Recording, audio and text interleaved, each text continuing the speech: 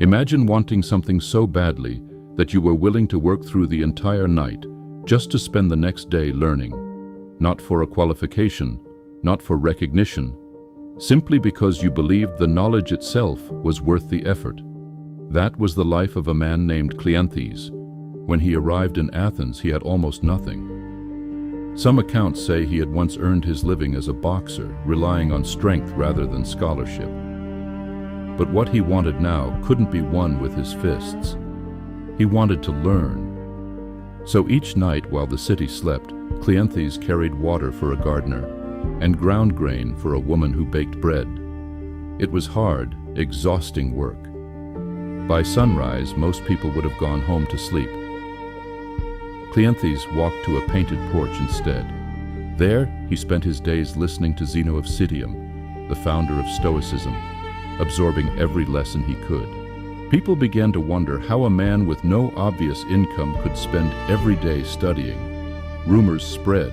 Eventually, he was brought before the Areopagus, the court responsible for investigating exactly these kinds of questions. Cleanthes didn't defend himself with clever words. He brought the people he had worked for. The gardener spoke. The baker spoke. Together they confirmed the same simple truth. Every night while others rested, Cleanthes had been earning the right to spend his days learning. The court was so moved by his determination that they offered him money. He politely refused. He hadn't worked so hard to find an easier path.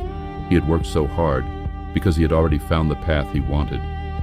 Years passed. Among Zeno's students were people who learned more quickly, argued more brilliantly, and impressed others more easily.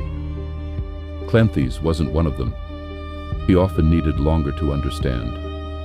He wrote lessons down repeatedly, simply to remember them. By almost every measure, he was the slow student. Yet when Zeno died, it wasn't the quickest mind who was chosen to lead the Stoic school.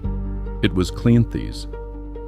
Not because he was the most naturally gifted, but because day after day, year after year, he had become the living example of the philosophy he was studying. Near the end of his life, he wrote words that have echoed through the centuries.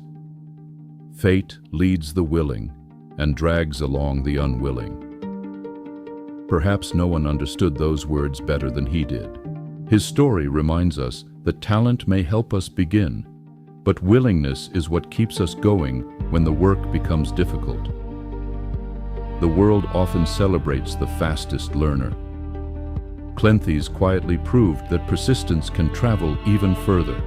They told us, we forgot to listen.